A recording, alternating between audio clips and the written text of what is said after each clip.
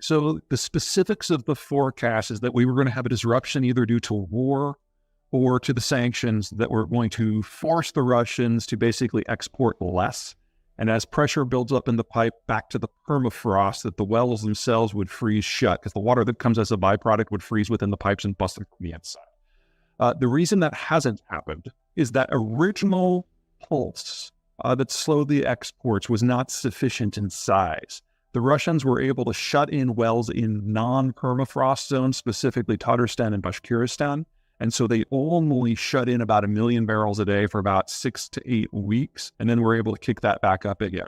I would argue that this is still going to happen. It's just going to take a little bit longer. The specific issue to watch for is on January 1, the sanctions regime on maritime insurance expands from any Russian flagged vessel to any vessel carrying any Russian cargo. That combined with the oil price cap that the Europeans are about to adopt is probably going to lock in at least 2 or 3 million barrels a day, and that's more than enough to cause that pump freeze. And once that happens, that stuff is offline for decades. What about the natural gas fields in the Netherlands? Couldn't opening those fields up solve the German energy challenge? According to the Dutch, if you take much more natural gas out of that, they're going to have flooding.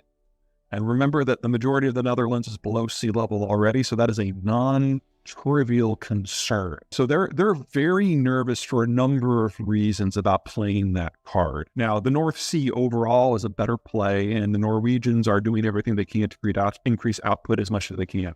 But even if you open the Dutch fields all the way, you're probably only going to solve about 5 to 10% of the problem. People forget that oil and natural gas are the internationally traded fossil fuels. What we're seeing Europe doing is going en masse back to wood and coal.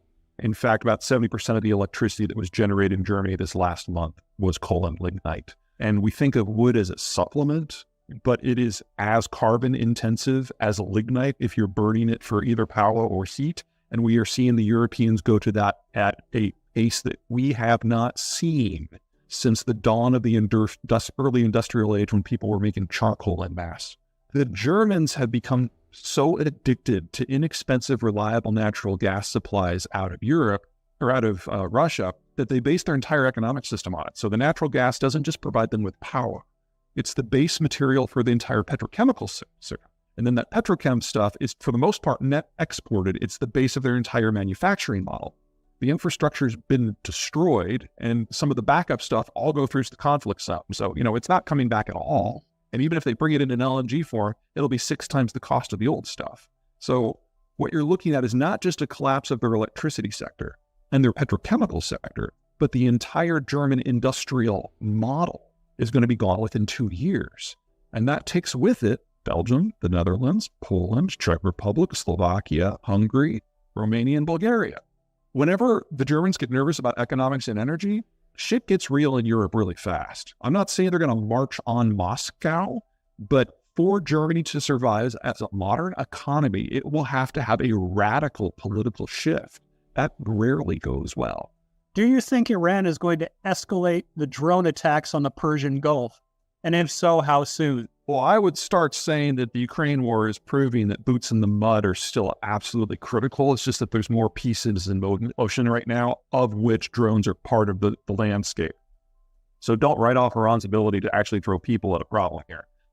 However, I would argue that if we do get to the point where the Iranians feel this is a good idea, keep in mind that with the United States largely not present in the Gulf anymore, the onus will not be on the United States to do something. The onus will be on the Saudis to do something. And since the Saudis have the capacity to export crude to west to the Red Sea instead of having to go through Hormuz, the country here that's likely to lose a lot of its oil export capacity is Iran.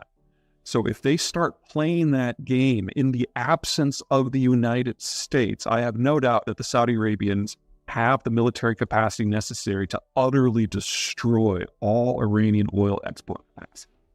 The Iranian military is designed to occupy its own country. I mean, you guys remember the movie 300, The Thousand Nations of Persia? That's actually pretty accurate. Even today, after 4,000 years of cultural unification, Iran is only 50% Persian. And the way that you keep all these various mountain peoples from rebelling is you occupy your own country. That's why they have a 1 million-man army. We have not yet gotten to the point where I think that the mullahs feel a serious level of threat.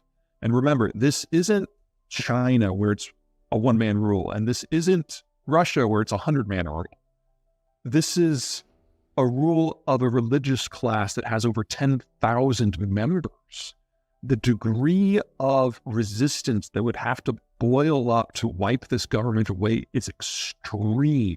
So extreme that we've only seen it once in the last few centuries. And that was when the Shah fell, and the Shah didn't have a 10,000 deep bench.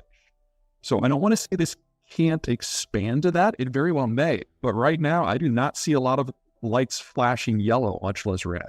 Do you think the U.S. will have technology leadership 5 and 10 years out? The bottom line is the American educational system is broadly okay. And while we are facing a financial crunch from the retirement of the baby boomers, we have a replacement generation coming in. So the volume of the capital that is available to pursue technological leads still exists, even if it's going to be constrained and more expensive.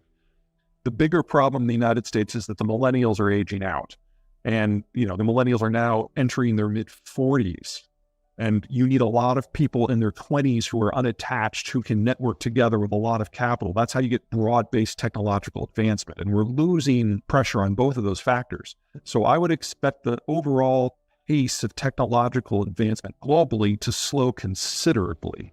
And the technologies that we do pursue are going to be ones that are pretty close to being operationalized and prototyped already. We're just not going to have the capacity to go for the broad base anymore. And we're already seeing that in Silicon Valley with the liquidation of a lot of the staffs at most of these big tech companies. But compared to everyone else, we're still by far the tallest of the midgets, if you will.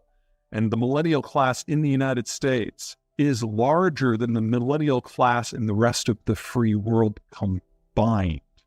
And even though the boomers are retiring, we have the least distorted demographic structure of all of the free world. And so we will still have more capital available.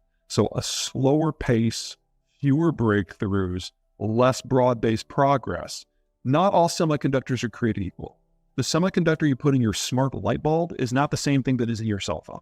Cell phones, satellites, large-scale power management systems, servers, computers, those are the high end. And we do that better than anyone else. By value, we produce more semiconductors than everyone else in the world put together. And the competitors in that space are Japan, South Korea, and Taiwan.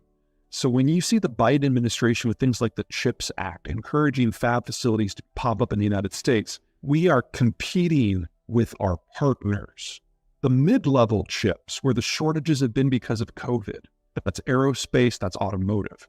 We don't make those, but neither do the Chinese. Those are made in Thailand and Malaysia. China makes the Internet of Things, your smart fridge, or your dryer chips, or your smart light bulbs. But China can only make them with equipment that is imported, with tools that are imported, with software is imported, with managers who are imported.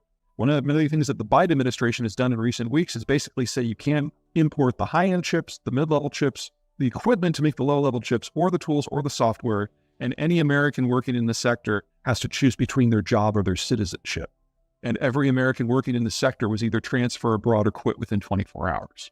So the Chinese tech story is already over. The American tech story is perhaps working on the wrong thing, because where we're building out the fabs is not where we have the shortages. What we really need is an expansion of English technical capacity in a place like Mexico in order to build more of the low to mid quality fabs. And that in the best case scenario is still several years away.